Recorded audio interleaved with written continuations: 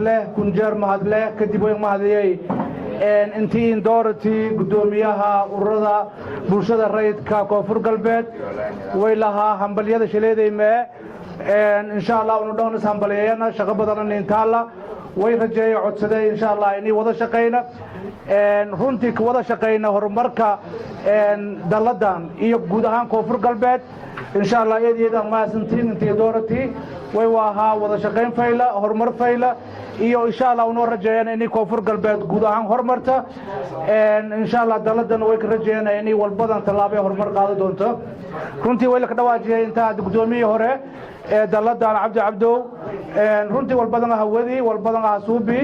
usuuna way eedan jeelada fadneeyay inuu rooga si usuuna meelaha ka qayb qaado doorashada waayo meelaha hadda lama sano ka dambe hadii ilaahay raala ka nagada way jeela in meel isku doorada wana fadheeda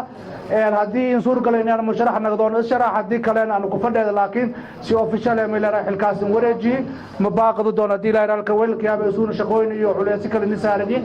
guud ahaan gaar ahaan salaamintiin ma santiin shaqataala ay wada shaqeeyoy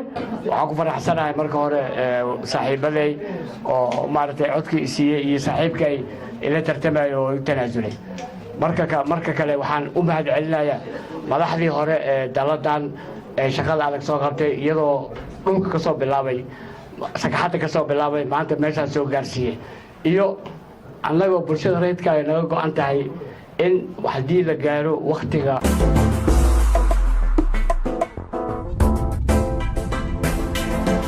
oo sidaan oo kale aan anaga u keenay doono markii 2 sano noo dhamaato taas ayaan madaxda hortooda ka ballan qaadayaa dhammaan way ii mahad celinayaan